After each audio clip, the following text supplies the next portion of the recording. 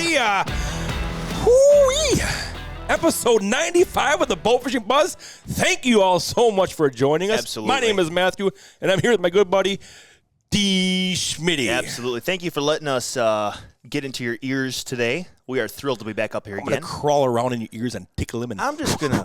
I'm going to blow on your eardrums and make you tickle your ears. I'm going to crawl up in everyone's ears today, fondle their brains, and fill it with bow fishing knowledge and information and stories. Prepare to be fondled. I was We're ready. wondering what you were doing just by the motion of your hands when you said that. But, yeah, if you're watching this on the YouTube, you'll see what he was doing. Oh, so. yeah. Yep.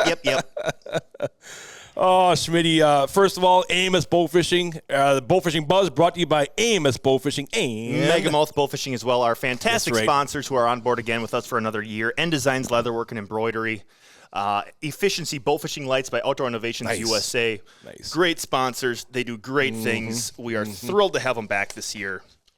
And we're ready to rock and roll here. We are.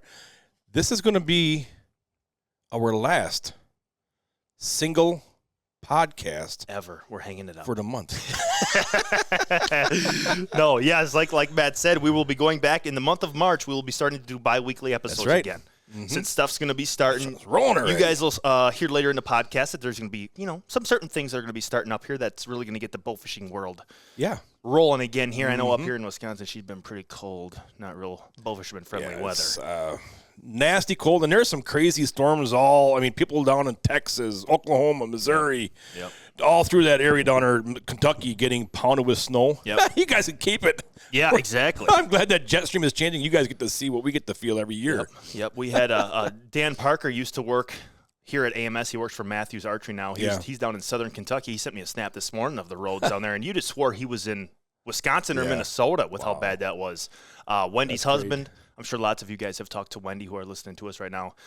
Keith is a truck driver. He's driving around down south. He said the roads are glare ice. Yeah. There's trucks everywhere. So everyone stay safe out there. Yeah. Me, oh my, it's been a wildly cold February so far. We had a little bit of snow last Sunday, but then the temperatures took a major plummet. And Boom.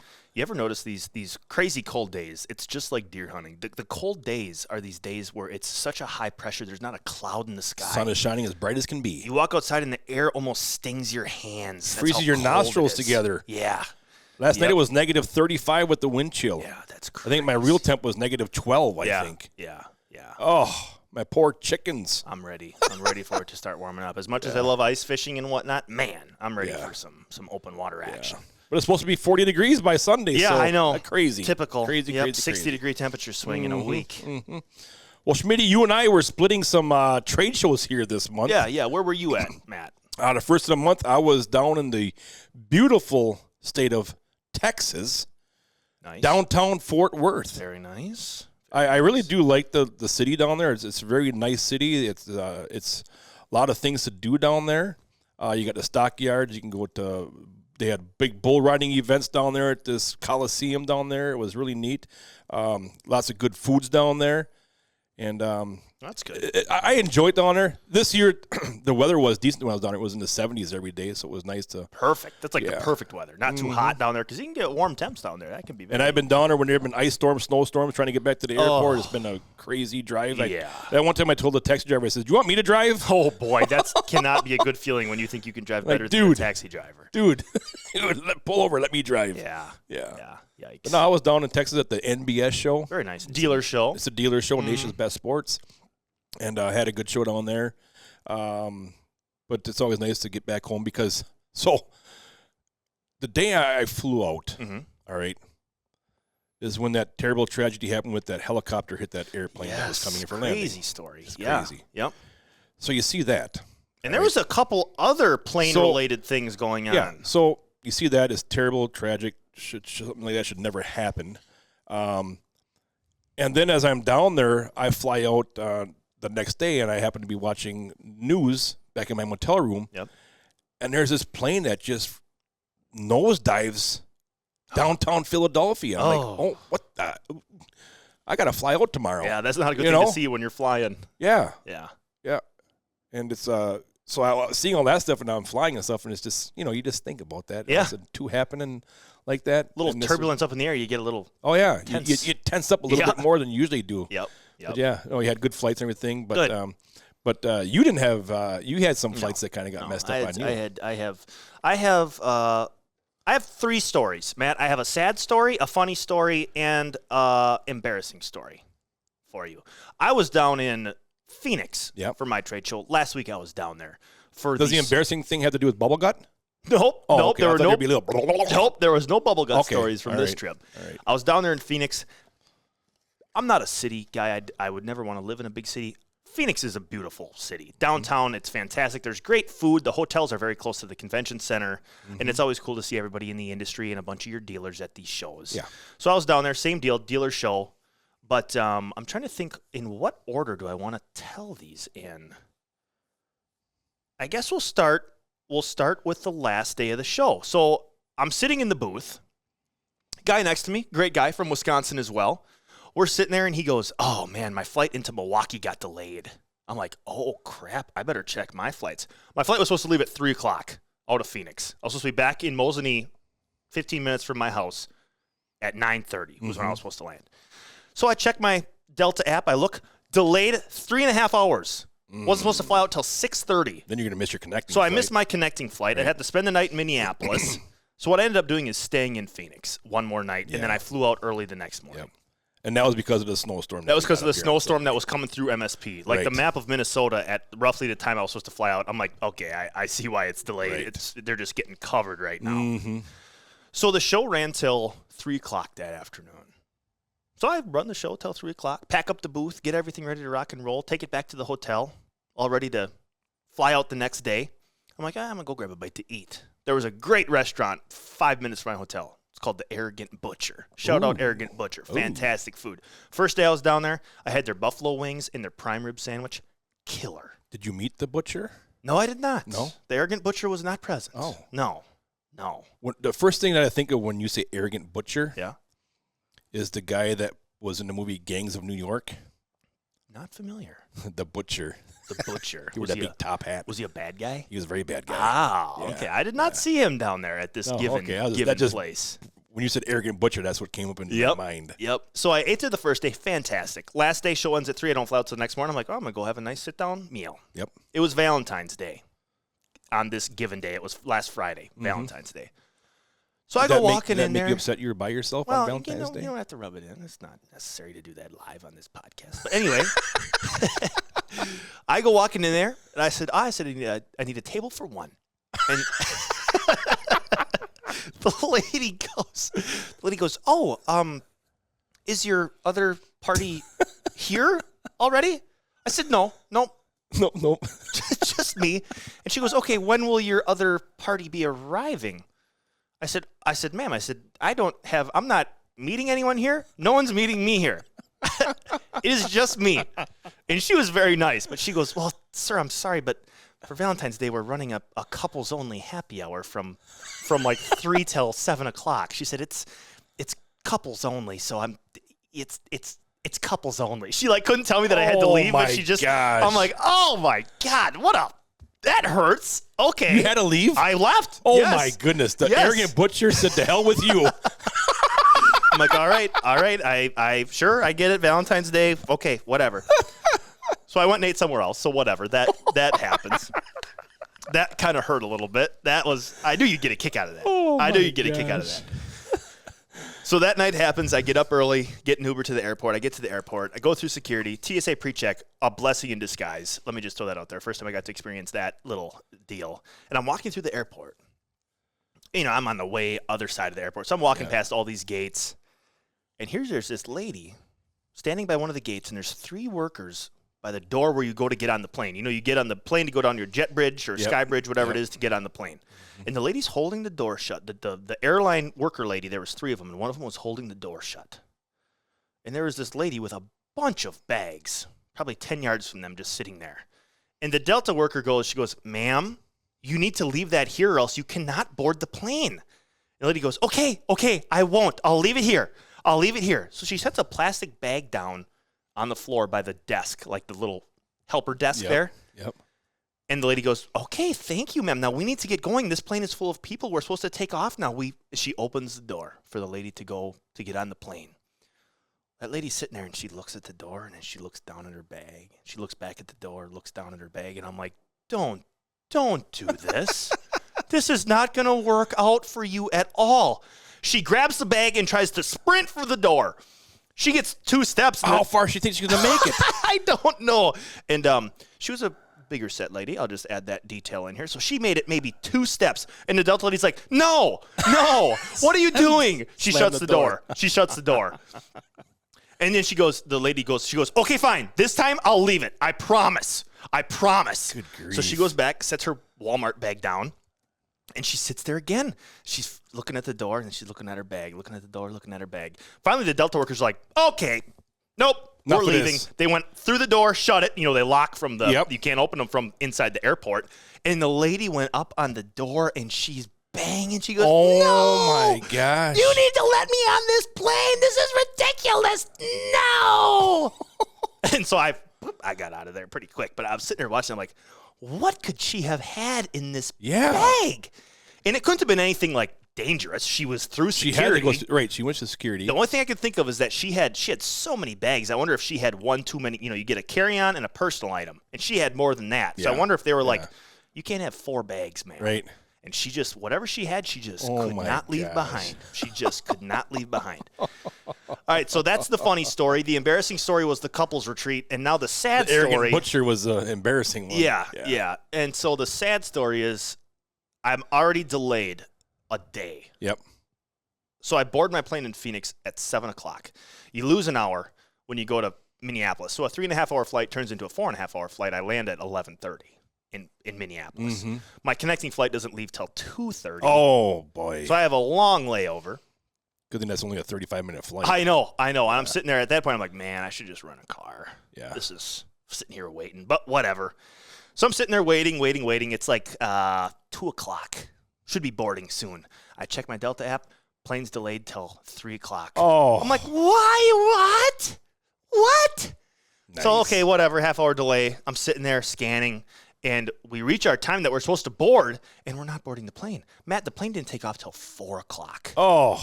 I got home at 5:30. I got to the airport at 5:30 in Phoenix. I did not get home until 5:30 our time. That's freaking... With the time change, that's a 13-hour day in an airport. Yep, little jet lag. Oh, gosh. So that was the sad. That was not exactly the most... That's no fun. The most fun thing. So, yeah, there's my story time. I just had to... share that with everyone. I love the arrogant butcher one where they won't let you go in because you didn't have a couple. Yeah. Are you weren't a someone? couple. Well, when are they meeting you? No, just me. That is good stuff right there, Schmidty. Last night I was watching YouTube on our local basketball team. Oh, yes. And Bill Stratford Tigers. Bill Stratford Tigers. 20-2, I believe, on the season. Hell of a year. Yep, that's right. So I'm watching it at home. And after the game, they're interviewing the head coach and stuff, and he's up on the bleachers. And I look down over his shoulder, and who do I see? A celebrity.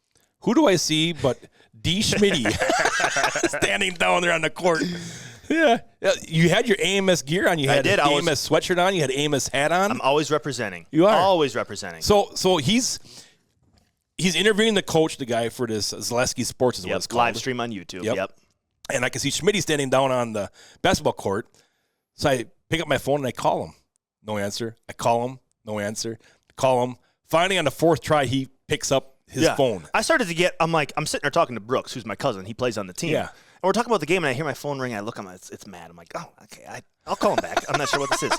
When you called the second time, I'm like, okay, sometimes he calls me twice. Whatever. Did it again. The third time, when I let it ring, I'm like, okay, I'm worried something's wrong. Like, what's the deal here? And then when you called the 4th, I'm like, I gotta pick this up. What's going on? Yep. So you go, hey, Matt, can I call you right back? Yep. I said, no. I says, turn around and look over your shoulder and give me a thumbs up. And I was recording it at the TV, and you looked over and you gave me a little thumbs up and stuff. So that was kind of funny. On the old interview. Yeah, that was kind of funny. Yep. Never know when you're going to be on camera. That's right. Never know. That's right. Well, Schmidty, we've got pre-registration. Oh, yeah, this is big news here. Absolutely. For the 14th annual AMS Big 20 opening on March 1st at 10 a.m. March Central 1st. Standard Time. 10 a.m. March 1st. Be there on the website, ready to rock and roll. That's right. $300 entry fee. That also includes the Big Fish pot. Plus, you get Big 20 T-shirts if you register by April 22nd. Yep. We've got come hungry again because we've got the Smokehouse Barbecue and Razor J's coming back, the food trucks. Delicious food. Oh, my gosh. They're going to be there both Saturday and Sunday. Awesome. Last year, Smokehouse Barbecue didn't come back on Sunday because they ran out of food. That's right. Yes. We're a hungry crew here, these bow fishermen. So I talked to them here last week, and she was thinking about definitely coming back on Sunday, but making a breakfast menu. Oh, my gosh. That would be huge. Now, that's not guaranteed, but she said she was working on a breakfast menu for Sunday morning. That would be awesome. That would be really cool. Those teams rolling in early. Yep, because last year after the weigh-ins and everything was we're getting ready to done and stuff, I went over by Razor J's and had myself a big old mushroom and Swiss, and oh my goodness. Gosh. I had the bacon. Delicious. The bacon cheeseburger, and it was fantastic as well. Very good. Mm-hmm. Yep. So March 1st, 10 a.m. Central Standard Time, pre-registration for the AMS Big 20 on the AMS website. There will be links up on there. Yeah. Yep, absolutely. Get ready, get prepared for that. We cannot wait. That's going to be fun this year. Yeah. We're always working on little ways. We just had a discussion this morning on ways that we could improve the tournament in different aspects. Yep, so we're always trying to make it a little bit better than it was the year before. That's the goal. That's the goal. Well, I tell you what, Matt, speaking of bow fishing tournaments. Yeah. I am curious. I'm going to ask you here.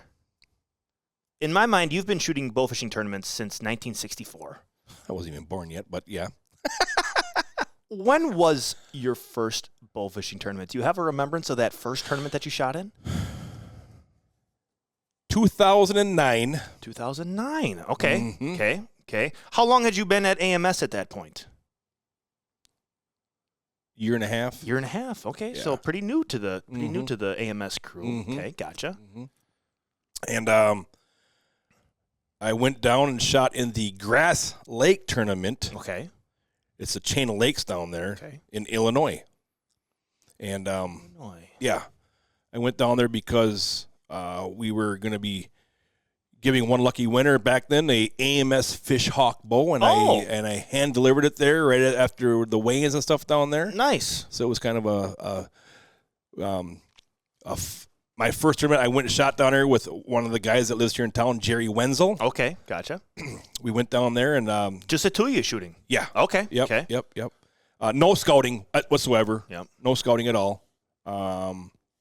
Went to the tournament the day it was a daytime tournament. Oh, nice. And went down in there the day of the tournament, got all signed up, met Ed DeVries, who was running the tournament down at the time with the BAI, and went out and just put the boat in and putted around. That was when I had my little actually it was an 1860 tracker. Okay, gotcha. Back then. Yep. And went out there and we found some good fish. We found some fish. It was up in this no wake zone area that connected, like I said, with a chain of lakes. Yep. So it connected a different bodyway.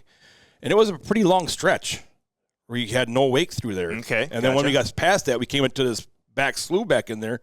And as the day went on, carp were starting to spawn and stuff and breaking the surface. And, But it was really, really, and it was called Grass Lake, but it was so weedy. Sure. Okay. Man, it was a lot of lily pads, I remember, right, and stuff. We shot a lot of fish. We didn't do anything as far as placing and stuff. In fact, we almost didn't make it back to the weigh-ins. Oh, really? Because what I found out is later on in the daytime, there's some pretty big boats out there. And it took a long time to come back through that no wake area. Oh. And we were getting close on time. Sure, gotcha. On that. Yep. Yeah. Yep. Let me ask you this, Matt. Going into that tournament, you've been at AMS for a year and a half, and I'm guessing Jeff and Cindy said, "Hey, Matt, go shoot this tournament." Yeah. Okay. Yeah. Were you intimidated to be going down here and shooting your first tournament at all? Honestly, I was not. Okay. But I drove down my own boat and stuff like that there and stuff.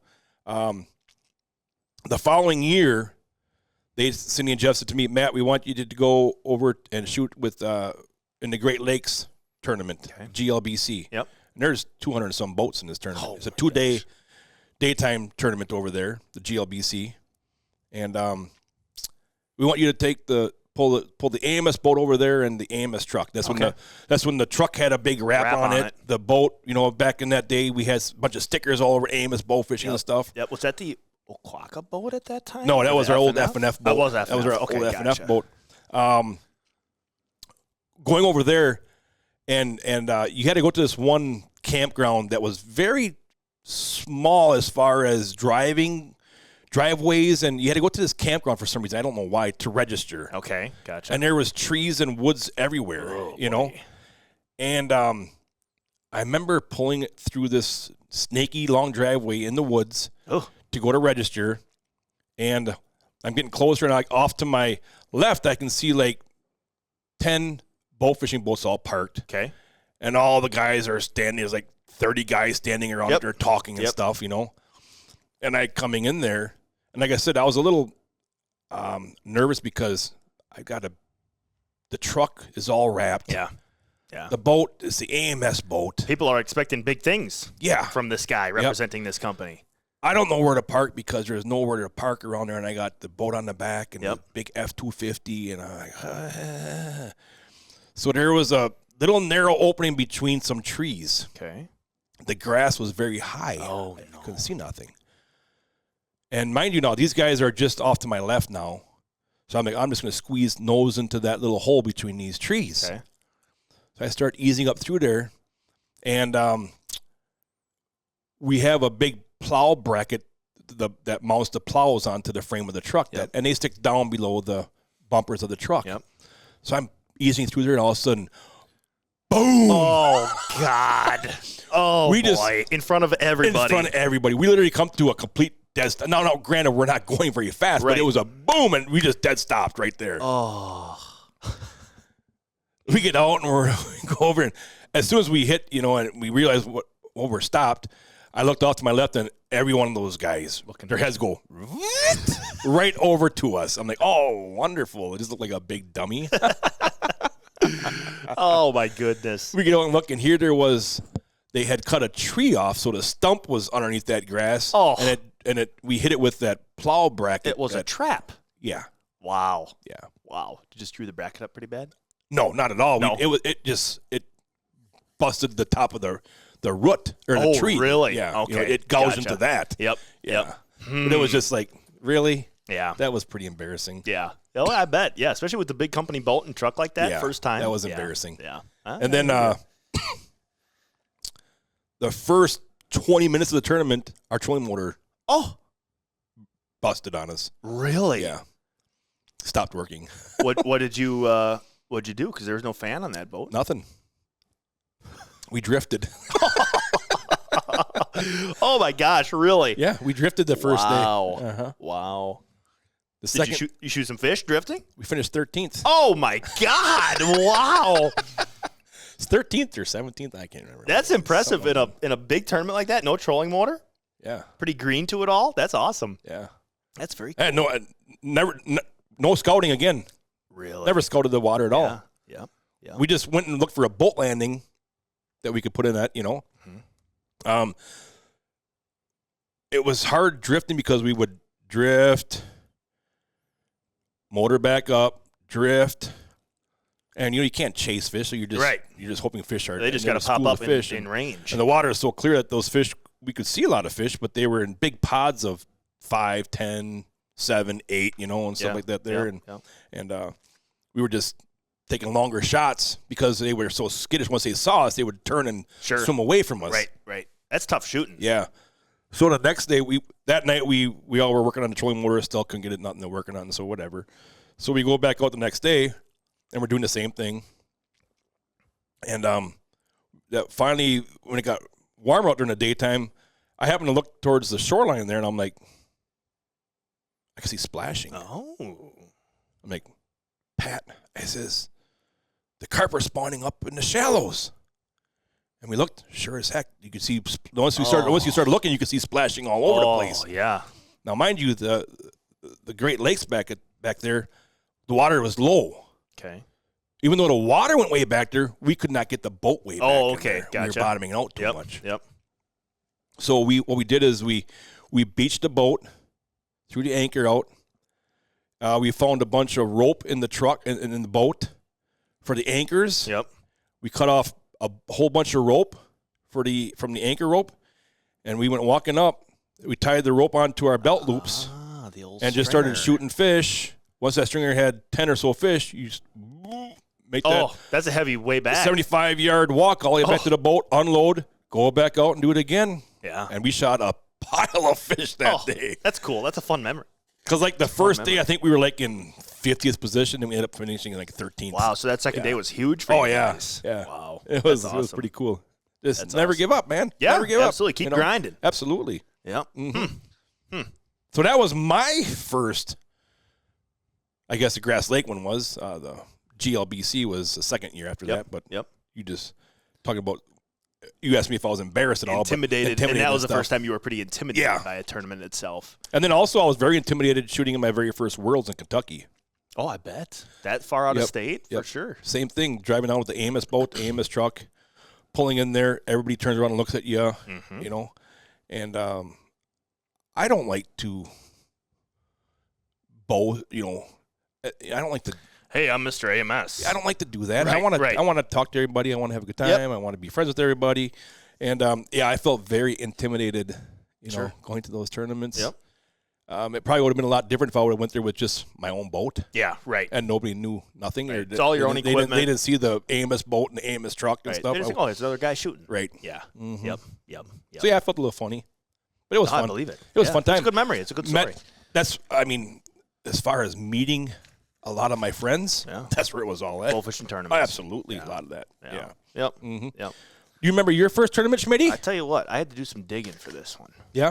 It was in 2017 was the tournament. I believe it was a Green Bay tournament. I don't know the exact name of the tournament, to be honest with you. That was a WBA shoot. WBA shoot. Wisconsin Bowfishing Association. Gotcha. It was my second year working here at AMS. Okay. It was like I started in June. I don't know if that tournament was in June. Like, it was barely my second year. I believe the WBA tournaments in Green Bay were in June. Okay, so it was like maybe a year only that I had been working at AMS. I was 19 years old, if I'm doing the math correctly. And I went with you and another guy who used to work here. We've had on the podcast, Tim Marinas, was with us. Timmy boy. And I remember getting out there, and we had a blast going down there. Always fun just shooting the shit in the truck and talking what we're going to do and whatever. Mm-hmm. I was at this new cool job that I was working at. I'm like, oh, my gosh, I'm going to shoot a bowfishing tournament in a company boat with these two guys they've been bowfishing forever. This is so cool. And I remember we'd go out there, and I was not near the shot that you and Tim were when we were shooting. And we bounced around, if I remember correctly. We were kind of really moving a lot, spot to spot to spot to spot. And I remember at one point, I'm like, oh, man, I'm starting to get tired. Yeah. And you and Tim, you guys flipped this tournament switch on, and you guys were as alert at 7 p.m. as you were at 3 a.m. I remember it was like 2 o'clock. And I'm sitting in the boat, and then we were driving to go to a different spot or something, and I remember just shutting my eyes, and I fell asleep. Yep. Tim said something. I don't know if he said something to me. I'm like, oh, my God. We're going 30 miles an hour at night, and I just was so tired that I was able to sleep in the boat. I remember that portion of it being so tired. I think we caught your eyes closed standing on the deck at one time, too. Probably. I remember being so tired. I don't remember what we did as far as placing. I think we did pretty decent with how we placed there. Yeah. But yeah, it was really cool. It was totally different than your aspect of your first tournament. You know, you went down just you and another guy, your boat. Mm-hmm. Like, I was with you and Tim, so that pressure of even driving, finding fish, that did not fall upon me. So it was more of an enjoyable kind of like, I'm just along for the ride type of deal. But I'll never forget it. That was fantastic. And it's funny because there's pictures when I was looking back this morning. You love to take pictures of me sleeping. Yeah. It's a crazy thing. I don't know how you do it. But I was looking back in the pictures from your cell phone back in 2017 for that tournament, and I'm scrolling through, and we're driving back to weigh-ins. And there's like 12 different angled pictures of me zonked out in the back seat. You and Tim are posing. Oh, look at this guy, sleeper, taking pictures. And then like the next picture is me wide awake holding a fish at weigh-in. It's like, yeah, he looks like he's alert and shot all night long when I was zonked. I was out. Yeah. Yep. And the other tournament that I have very good remembrance of, I've shot a handful of them with you, but we shot that marksman tournament. Yeah. In Wisconsin, Lomira, was that where it was at? Somewhere down there. And that was a 2-day, 36-hour deal. Yeah. And I remember just thinking, like, that was kind of a cool format. Yep. And it definitely had to take fatigue into effect. But those are my first 2 that I shot. And I'll never forget them. Yeah. They were very cool. Very cool. Yeah. We didn't do very good in that marksman tournament. No, we had a trouble finding fish at all. Daytime, nighttime, anytime. We struggled there. We put on a lot of miles on that tournament, too. Yep. Yeah. We did. Well, I tell you what, Matt, we're going to have a very special guest on with us today, later in the podcast. Her name is Haylie Slater. Yeah. You guys probably know of her. She does a fantastic event down there. We won't dive in too much of what she's doing. That's her job. She's going to give us all the details and everything. But she's down there in Texas doing some really cool things down on Possum Kingdom Lake, Hubbard Creek, Lake Graham, and she does it for such a good cause. Right. It's just heartwarming to see someone out there taking the time and effort to organize a tournament and doing it for such a cool reason. So you guys will learn more about that when we give Haylie a call in the pod here. Right. I just saw this past weekend, Schmidty, that the people living down in Kentucky and Tennessee and down in that area, they had some pretty extreme weather here. They went from thunderstorms, tornadoes, ice, snow. Terrible. Downpours. The whole, everything you could think of. Everything. Yeah. Flooding now. Yep. They had flooding last weekend. Yep. One thing that caught my attention, Dennis Redden sent me a picture below Kentucky Dam of the water. Yep. All right. Listen to this now. Nearly 2 million gallons of water rushed over Kentucky Dam spillway every second. What? 2 million gallons of water every second went over top the dam spillway. Oh, my gosh. That's more than 2.5 times that goes over Niagara Falls, Schmidty. I was just going to say, you can't even try to envision that in your head. You can't even envision what 2 million gallons of water in a second even looks like. Oh. That's insane. 2 million gallons a second. That's a lot of water. That's a lot of... That's crazy. Wonder what the fish do when something like that happens. I think that they're down there, and I think it would be the equivalent if I jumped into a big jacuzzi hot tub and I hit the jets, and the jets were like super power jets, and I'm just like getting blown around down there in the jacuzzi because the damn jets are too much. I think those fish are just like, holy shit, what's going on down here? Thankfully, they can go a little bit deeper than you can in the hot tub. Yeah, they can. That's very true. Yeah. They can get out of there. But that's just wild. That's something. You think of Niagara Falls, you think of this big, premier, crazy, but the water going over top of that. Kentucky Dam 2.5 times. 2.5 times more than Niagara Falls. That's wild. Unbelievable. That's people go to get married at Niagara Falls. They should really go down to Kentucky Dam to get married. More water there. More water. That's more right. beauty. You can shoot some fish.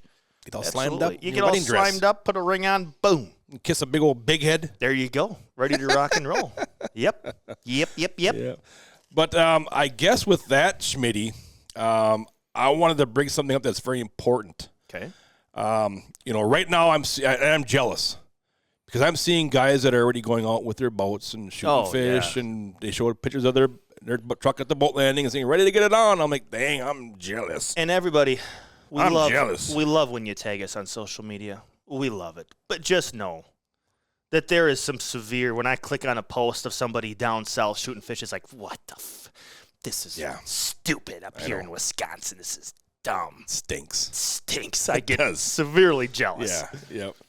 But with that being said, Schmidty, we need to bring this up. Early season bowfishing can be fantastic. No, it can be great. Absolutely. Some of the best. It's some of the best of the whole year. Yep. But with that, we need to remember safety, Schmidty. Yeah. Yep. Every year, it's a tragic. We lose some bow fishermen. Yeah. Yep. Because even though the daytime temps are still up there, where you're bow fishing, getting nice out and stuff, the sun is shining, those temps still get cool at nighttime. That water temperature is still cold. Yep. You're wearing more clothes. Yep. You might got some bibs on, some overalls, some bigger boots. Right. Man, if you happen to fall out of that boat, That's what's really going to weigh you down. Yep. And like you said, then you get that cold water shock. Hypothermia, kicks in instantly. Yep. Your heart race is just going crazy. Yeah. And like I said, every year we lose bow fishermen every year in the spring, early spring. Yep. Falling out of the boat and drowning. I'm bad at it too. Yeah. I don't wear my life jacket all the time. Right. It does no good sitting in a container under your deck, or it may as well not even be on the boat right. if it's sitting in a container under the deck. Yeah. We're all terrible at it, you know? Yep.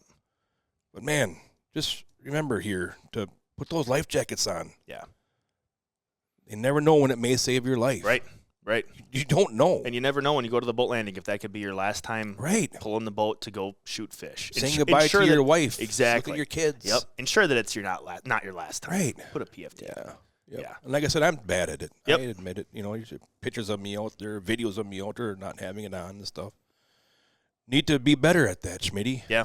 No, I agree. Mm-hmm. I agree. That's always a good thing to bring up here, just so that it's in the back of everyone's minds too when they're listening. Just they look be at that. safe. They look down at that, and hopefully some guys go, you know what? I'm gonna put it on. Right. I'm gonna put it on. And they make those. They're so small now too. Right. They're so small. They're not interfering like they were years ago. Yeah. A lot of them you can get the belt version or the over the shoulder one where it's not even inflated. It inflates on water contact. Pull the cord on the belt ones. You pull the cord and pops you back up to the water just to get you to the surface so your buddies can come back and pick you up. Man, especially if you're by yourself. Yes, that's a huge one. Yes. Oh. Yep. Man. Yep. Stay safe out there, guys. Have fun, shoot fish, be safe, man. Just be safe. Yep. Well, Schmidty. Yes, Matthew. I'm going to pick on some people here. All right. Good deal. As long as it's not me, I'm all game here. Here's a fun fact. I saw this and I was like, I got to mention this on the podcast. Okay. Is it a LeBron James thing? No. Oh, all right. Good deal. Here's a fun fact for all you Dallas Cowboy fans out there. Oh, jeez. We're going to pick on the whole state. Listen to this, Schmidty. Okay. Jaden Daniels. Stud rookie quarterback. Commanders. Yep. And Jalen Hurts. Certified killer. He's awesome. Were born, grew up in life, went to college, became pro athletes. Amazing. And made the NFC Championship game before your beloved Dallas Cowboys. That is out of pocket. That's wild. At the same time, that is so tragic. Holy so tragic. Moly. Wow. Oh, that is a long time. That's got to be pushing 25, 30 years. Wow. That's got to be late 90s, the last time the Cowboys went. Late 90s, those Emmitt Smith teams. Yeah. Wow. That is terrible. And they get so much coverage every year still. I know. They're always talked about. Yep. America's team, Dallas. I just saw it and you had to throw that in. Even I was thrown off my kilter a little bit when I saw that. I was like, holy cow. Had to reread that, make sure you had that all crazy. right. Hopefully Haylie is not a Cowboy fan. Hopefully not. She's going to reject our call. Maybe she's a possum fan. Yeah, down in Possum Kingdom. Yeah. Well, like I always say, Matt, we bring the information, the entertainment, and the stories every podcast, and this is going to be the information aspect of this podcast. Yeah. We're going to do a quick species breakdown on some fish that I don't know if there's a lot of species breakdown on them much at all. They're kind of a crazy new mystery. All right? Cool, yeah. The species breakdown that we're going to do on the podcast is going to be about the clown knifefish, also known as the clown featherback. We're seeing them pop up. Guys are shooting them. Very interesting-looking fish, very cool-looking fish. And guys, one of our buddies from Wisconsin was just down last week shooting some. Yes. Oh, Maverick. Yep, Maverick was down there doing all kinds of stuff. I saw on his Snapchat story he was filming. He goes, "Oh my gosh!" He said there was tilapia everywhere, laying around everywhere. Yeah, he's always doing cool stuff. Yep. But to break them down a little bit here, the clown knifefish is a nocturnal species of tropical fish with a long knife-like body, hence the name, that are native to freshwater habitats in Cambodia, China, and Hong Kong, Thailand, and Vietnam. Wow, they're way over there. They are. Yeah. They are. That's pretty far away. Yep. but it has also been introduced to regions outside of its native range. Where have we heard that before? Yeah. It sounds like almost every every invasive fish. Yeah. Yep. It is one of the world's most invasive species. The clown knifefish has been found in South Florida starting in the 1990s. Wow. It is established in Palm Beach and possibly Broward counties, Florida. So it has been identified as an invasive species in Florida. Absolutely. The accidental introduction, air quotes around accidental introduction, likely occurred as a result of aquarium owners releasing their pet clown knifefish in nearby freshwater canals and lakes where they were able to survive and eventually thrive. Wow. That's insane. We hear these types of stories Goldfish. on every species breakdown that we do. This is something that happens. Yep. All the time. People throw their goldfish out. Guess what? Now there's huge goldfish swimming around in the Great Lakes. People have clown knifefish. Thank you. Yeah, exactly. Exactly. I want to shoot one. I want to shoot one. And now it's the same deal with these clown knifefish. That's just wild to think that 3 fish that were thrown into a canal all of a sudden now have a established population halfway across the world. Yeah. Unreal. The clown knifefish is very distinct, with normally silver gray with a long knife-like body and a long anal fin that gives it its common name. So that fin goes all the way around. Yep. Mm-hmm. Mature fish normally have 5 to 10 black spots ringed with white that usually decrease in size as the fish grows. Interesting. You see those pictures, I saw that Maverick had some of them. You can see those big dots on their back, their tail area. Yep. The clown knifefish grows to a fairly large size, up to 3 feet long, and can weigh up to 15 pounds in the wild. Wow. Behavior-wise, they are nocturnal, like we said, and usually cruise during the twilight hours. They normally hunt live prey and try to kill any fish that fits into their mouth. Oh, they're hungry little farts. They are. Young clown knifefish usually school near waterlogs and plants for security, whereas more mature specimens usually become territorial and eventually become loners. Kind of like a big old buck. I was just going to say that, like a big old mature deer. These fish can also breathe air to survive in stagnant waters with little oxygen. That's cool. These fish usually are found in lakes, swamps, and river backwaters. Spawning habitats. Reportedly, spawning takes place in spring when females each lay thousands of eggs on the substrate of piece of wood. The males care for the eggs by fanning them with his tail, keeping them aerated and silt-free. Wow. Later, male reportedly protects hatch fry. Interesting. The daddies watch over the babies. Daddies. Cool. Daddy's family. Yeah. The old clown knifefish. I think we got to make a trip down to Florida. They are pretty cool. They are very cool looking. Absolutely. They are really cool. And they are beginning to spread. Yeah. Also, we got bowfishermen down there shooting them, but we got to put a little bit more of a dent in their population. That'll be a really cool trip to do. The first time that I saw any bowfishermen shooting them was, I think JJ. Yes. Made a video years back. Yep. They shot a lot of them too, I think. Yeah. And that was the first time I ever saw a clownfish. I'm like, wow. Yeah. Look at that. Just that name too, clown knifefish. Clown knifefish. That's a heck of a name. Yeah. That beats common and buff. Right. You know, that's right. That's a very identifiable name. That's very cool. That's very cool. And before we move into commercial here, Derrick, one thing that you can check out right now is they're doing a bunch of live auctions right now on the BA Facebook page. Yep. For Worlds this year down in Alabama. Yep. So raising that money. I know they had some, doing a bunch of guided trips that you can put your bid in for and have a chance to win. So check them out. Absolutely. Go check it out. That's awesome. Goes towards a good cause. Yeah. All good stuff there. Benefits the bowfishing community 100%. Right. I tell you what, Matt, we're going to give Haylie Slater a call here after this quick commercial break. Are you looking to elevate your bowfishing brand with stunning design solutions? Look no further than N Designs. Their team of talented designers is dedicated to bringing your vision to life. Whether it's t-shirts, hats, leather products, eye-catching logos, to captivating boat wraps, they have you covered. Plus, with their commitment to excellence and attention to detail, you can trust that your project is in good hands. Don't settle for ordinary. Choose N Designs for extraordinary results. Visit their website today and let's bring your ideas to life. N Designs, where creativity meets excellence. Efficiency Bowfishing Lights by Outdoor Innovations USA. a color tone adjustable and dimmable light with a unique patented reflector design that puts more light where you need it. Efficiency Bowfishing lights offer 3 different models: the 65-watt single-color economy light, the 65-watt Efficiency V2 tricolor dimmable light for maximum efficiency and versatility, and the 130-watt Efficiency Maximus, designed to be an all-out beast of a bowfishing light. Efficiency, designed and built by bowfishermen for bowfishermen. Check them out at OutdoorInnovationsUSA.com. All right, welcome back, everyone. After that quick little break here, we have a very special guest joining us. Sirree. We like to always give people a call, see who's got the tempo of the bowfishing community. Yeah. And we have Haylie Slater joining us today. She's doing a lot of really cool things that we're going to discuss today.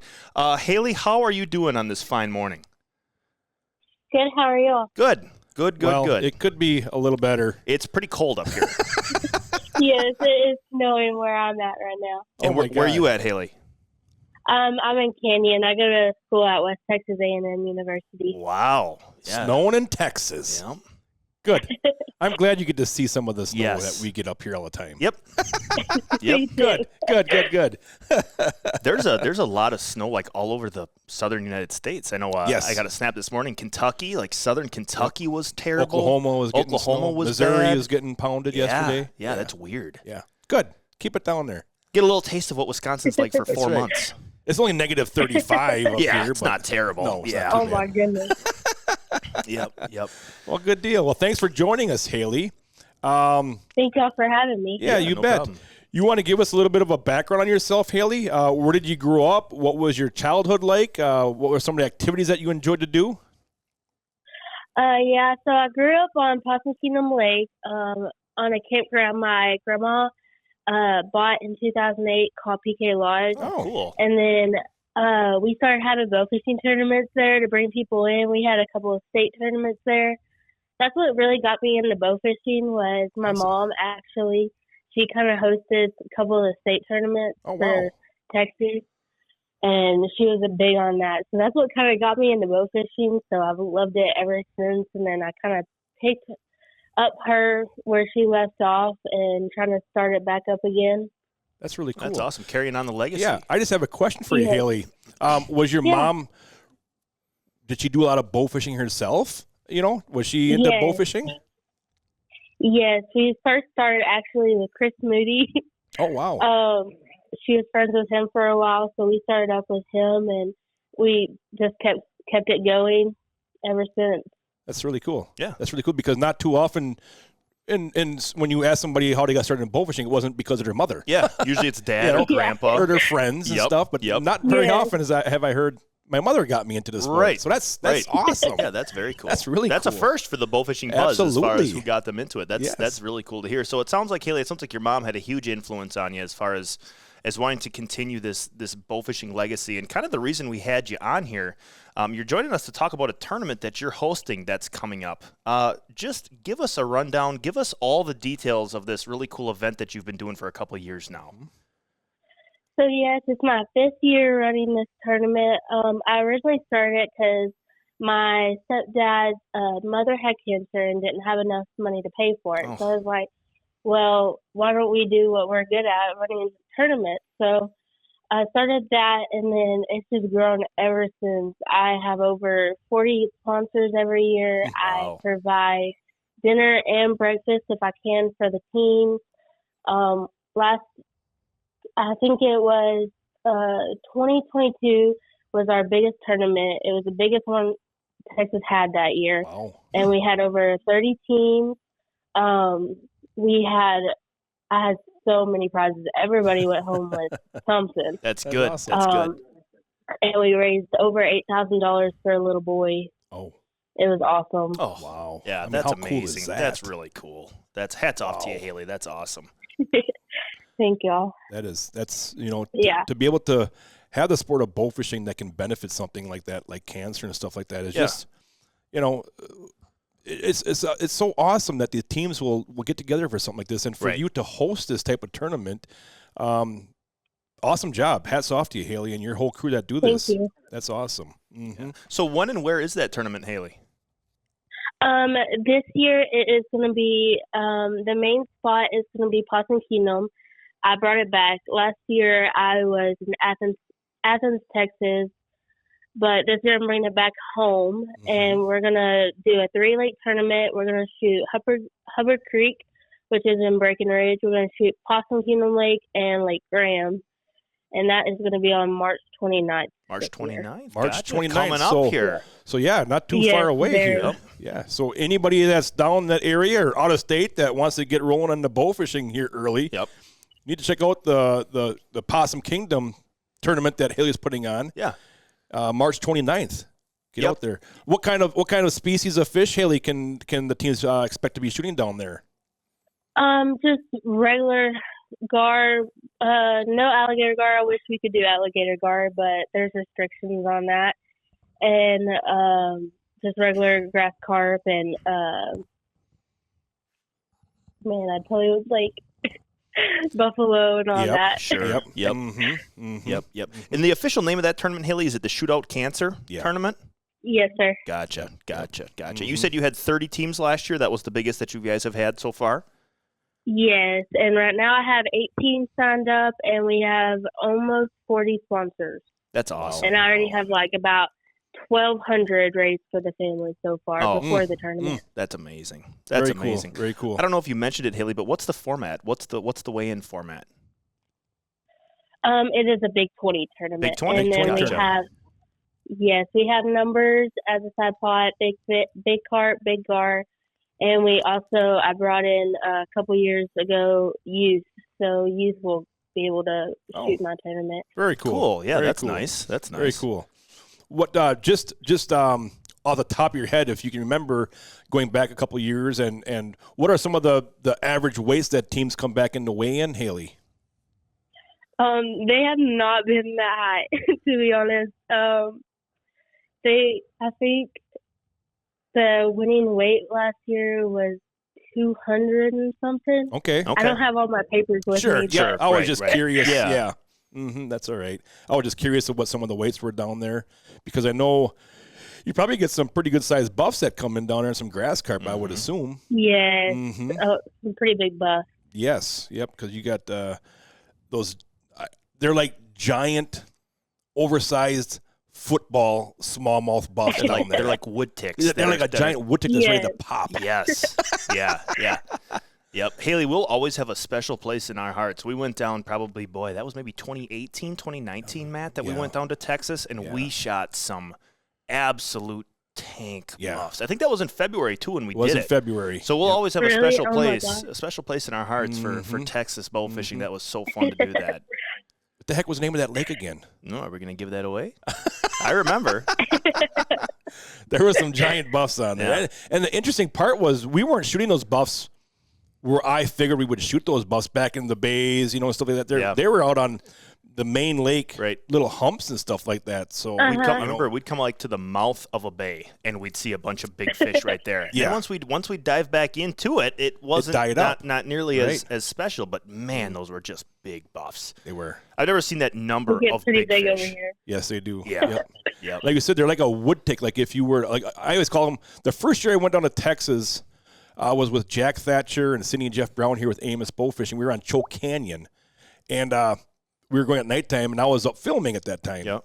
And I remember seeing these buffs swimming, and I was like, they look like giant pillowcases. Oh, okay, there you go. Down there under the water. Because they're kind of whitish, that kind of whitish, grayish look, and you can really see them at nighttime. That water was crystal clear, and they look like big pillowcases down there. Yeah.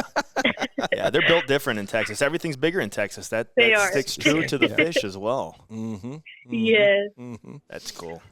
So I have a question, Haylie. Possum Kingdom Lake.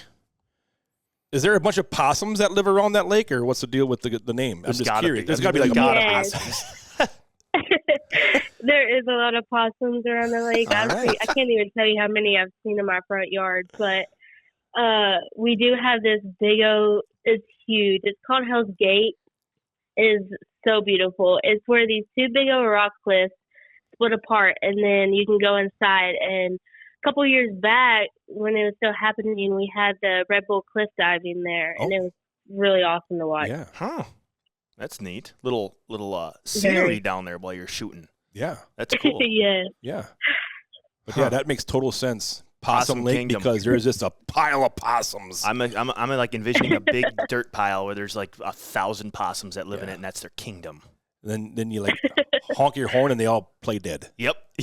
All one of them at once, they all faint, fall over. Yep. Mm-hmm. Well, last question here for you, Haylie. If you could shoot one BAA record fish of your choosing, whatever you want, any species, any size, what fish would it be and why? It would probably be a gator guard, to be Okay. honest. I was never curious if she was got going to say that. a chance. Never got a chance to shoot one yet, so it would probably be a gator guard, which I wish my uncle Brady Green he would take me, but it would be a gator guard. Yeah, you got to get out there and get one because it's a thrill. I mean, it's a rush. It's a rush on this gator gar. So we wish you the best of luck on getting one of those. I hope you get one. If we call you next year, Haylie, we're going to be expecting to see Absolutely. your name in that record book. We're going to hold you to that. Yes. We're going to hold you to it. Yeah, absolutely. I will get on it. Okay, good deal. That's good to hear. Well, Haylie, we wish you the best of luck with this year's Shootout Cancer tournament down there in Possum Lake, Texas down there. And we hope you have a great turnout. We hope you have great weather.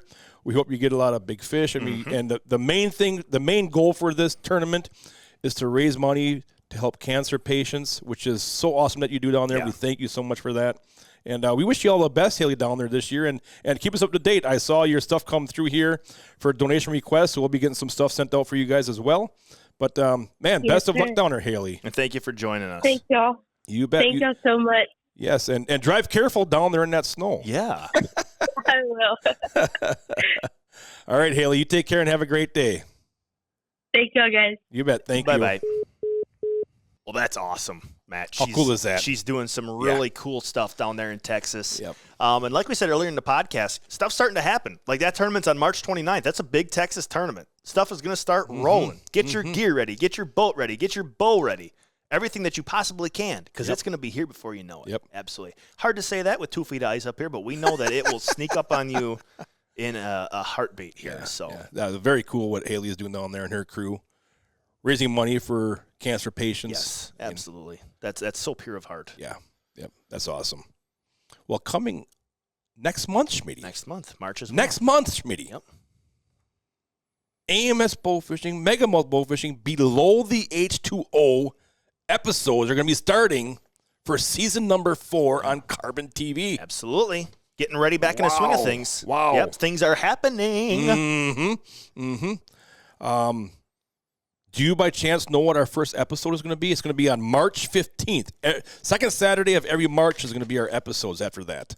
I do know what the episode is, and it's going to be Does one it of my take place in favorite March? ones. It does take place in March. Uh-huh. And it is a very beautiful, snowy, cold episode. Yeah. Absolutely. It's going to be very cool. You know, I think we got to change the name of that episode, Matt.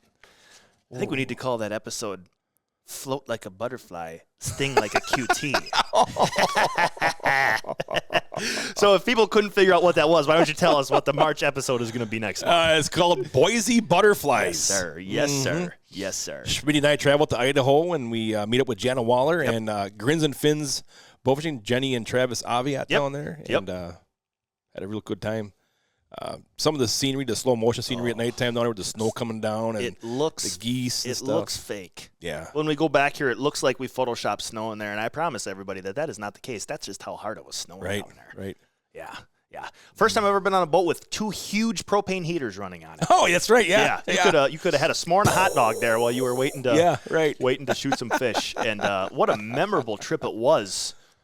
Not going to give it away. Maybe we shoot some butterflies. Maybe we don't see a single fish. Maybe we miss a world record. Maybe something crazy happens. You're just going to have to tune in to find out on the old Boise Butterfly episode next month. Then episode number 2, Schmidty, is called Chasing the Push. Chasing the Push. I That's can only in imagine April. what that one's about. That's you and I heading down and chasing some spawning buffs. Yes. Yep.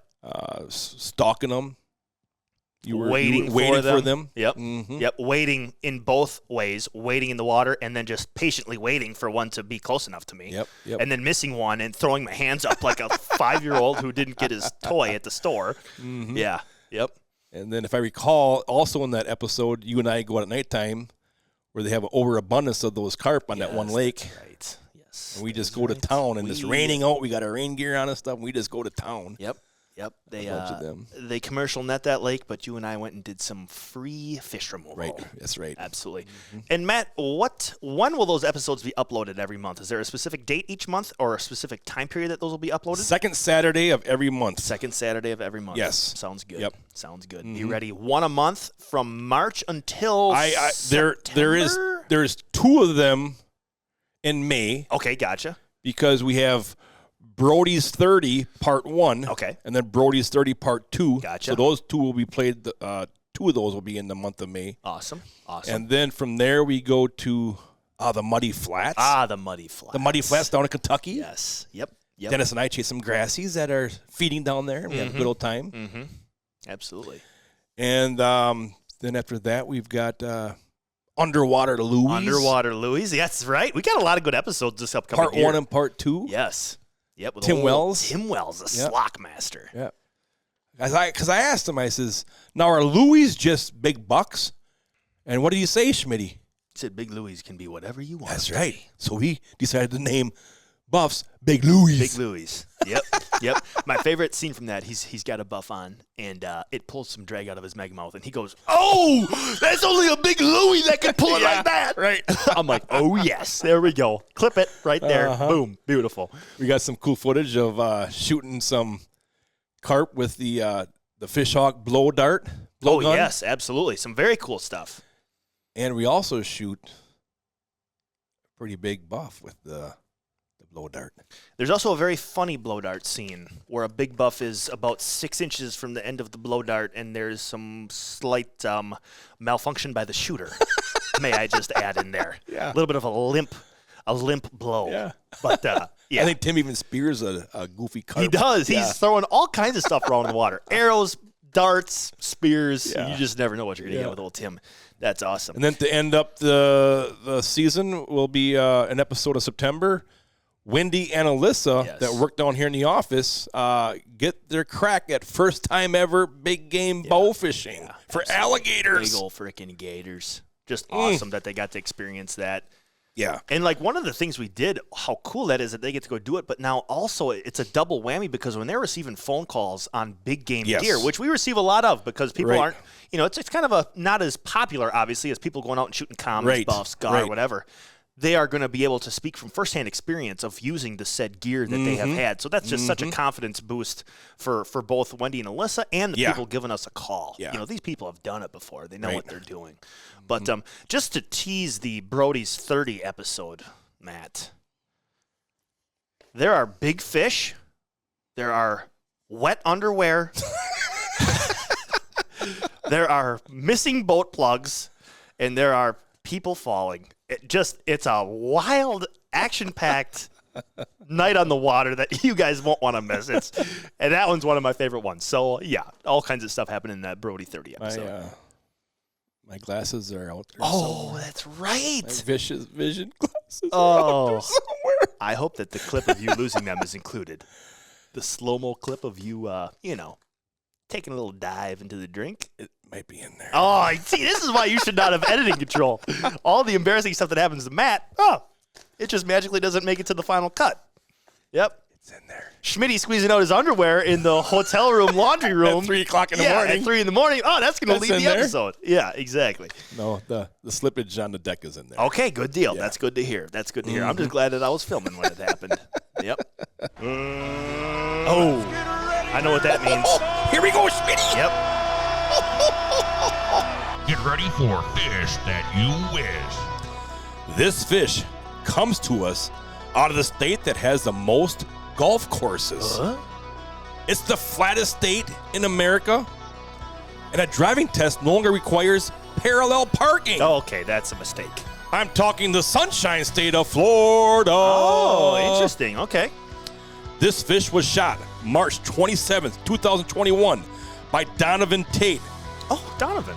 With a length of 34.5 inches, this crazy-looking fish, known as the clown knifefish, bounced the scales at 13.8 pounds for your BAA World record. That's awesome. Wow.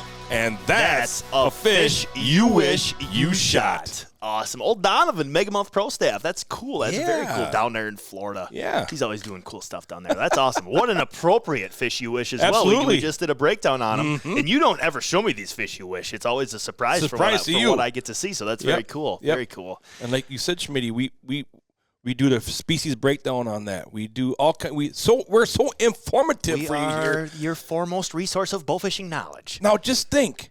You know that in Florida, you don't need to do parallel parking for your driver's test. Absolutely. I mean, where else would you know that? I'm gonna. If I was 16 years old, I'd move to Florida, take my driver's test, and then come right back. I mean, where else would you find that information? Exactly. Nowhere. Nowhere. Yep. Oh, boy, Schmidty. Wrapping it up. Wrapping up episode 95 of the Bowfishing Buzz here. Brought to you by AMS Bowfishing and Megamonth Bowfishing as well. Sponsored by our amazing sponsors, N Designs Leatherwork, Efficiency Bowfishing Lights by Outdoor Innovations USA. Some great sponsors back on the podcast. We're so happy to be paired up with them again. Absolutely. Like we say, right now, be safe on the water. Yep, get ready. Know your surroundings. Make sure your boat's all ready if you're going out there. Because I'm jealous because we got like 3 feet of ice up here. Yeah, it's going to be a while up here. It's yucky, snowy. Yep. So from all of us here at AMS Bowfishing and Megamonth Bowfishing, we wish you the best of luck. And remember, aim low. Think big. Thanks for listening, guys.